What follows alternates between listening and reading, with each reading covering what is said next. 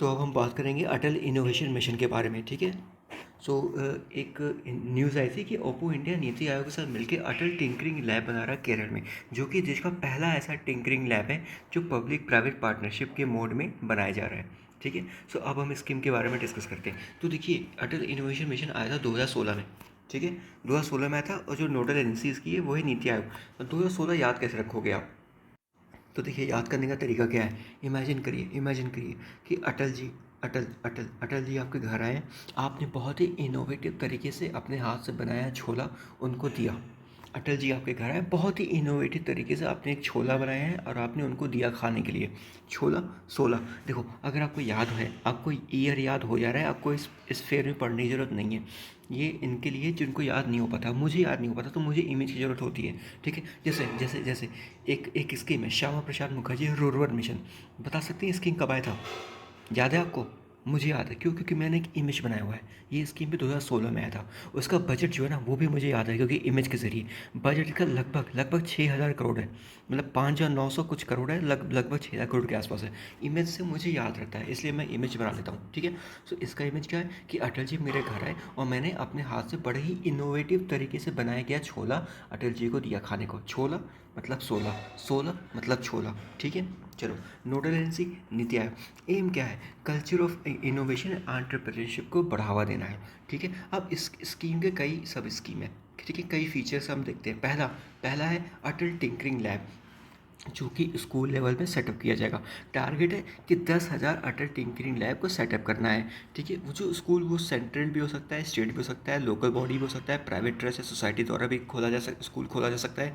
Tribal या social welfare department द्वारा खोला स्कूल में भी अटल टिंकरिंग लैब को हम लोग स्थापित कर सकते हैं। उसमें ग्रांटेड एड कितना दीजिएगा? 20 लाख रुपए। 20 लाख रुपए टू उस each school for maximum period of 5 years, ठीक है। देखो, एक तो वन टाइम कॉस्ट है जिसमें 10 लाख रुपए दिया जाएगा, और बाकी ऑपरेशनल एक्सपेंसेस है जो कि जिसमें मैक्सिमम 10 लाख रुपए तक है, ठीक है, जो कि 5 साल तक दिया जाएगा, ठीक है।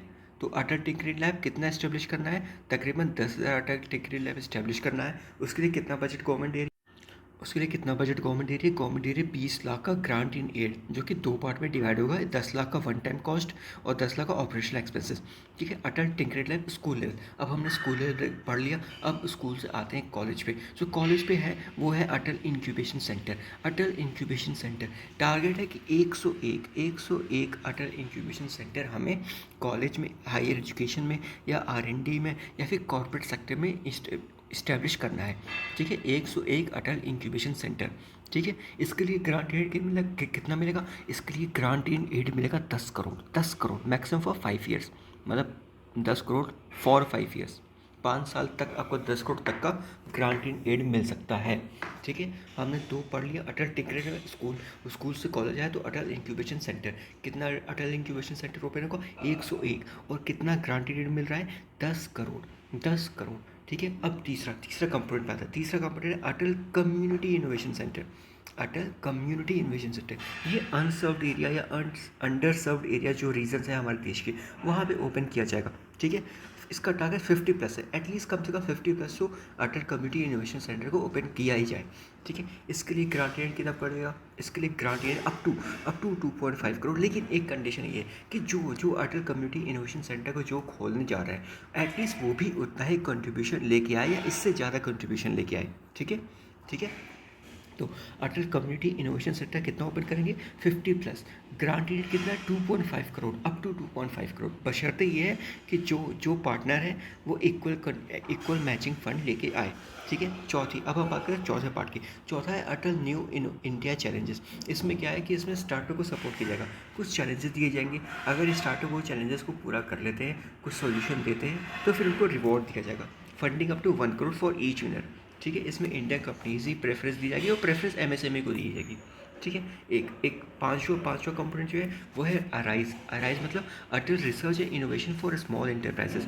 बेसिकली जो स्मॉल एंटरप्राइजेस होते हैं ना, उनके पास कुछ इनोवेटिव आइडियाज़ होते हैं, लेकिन फंड की कमी के चलते उनका आइडियाज़ प्रोटोटाइप में कन्वर्ट नहीं हुआ था। सो इस अराइज स्कीम के चलते, Atal research and innovation for small enterprise के चलते इनोवेटिव प्रोटोटाइप बनाने की ओर जोर दिया जाएगा गवर्नमेंट का, ठीक है, जो आइडियाज़ हैं उनसे प्रोटोटाइप बन जाए। ये गवर्नमेंट का जो इस पे गवर्नमेंट का फोकस रहेगा। एक लास्ट कंपोनेंट और है कि इस कारण में वर्निकुलर इनोवेशन प्रोग्राम। इसमें क्या होगा, जो लैंग्वेज बैरियर है ना, जो लैंग्वेज बैरियर आ रहा है हमारे देश में, डिफरेंट रीजन्स के डिफरेंट लैंग्वेज है, कुछ लोगों को वो लैंग्वेज समझ में नहीं आता, तो ऐसा ऐसा कुछ डिज़ाइन किया जाए ताकि जो लैंग्वेज बैरियर है उसको कम किया जा सके। ठीक है, सो वर्निकुलर इनोवेशन प्रोग्राम के जरिए गवर्नमेंट का इस पर फोकस है। ठीक है, तो हमने सारे कंपोनेंट पढ़ लिए हैं, बाकी इससे ज़्यादा मुझे मुझे और कुछ इससे ज़्यादा इंपॉर्टेंट लगा नहीं मुझे। ठीक है, चलिए, थैंक यू।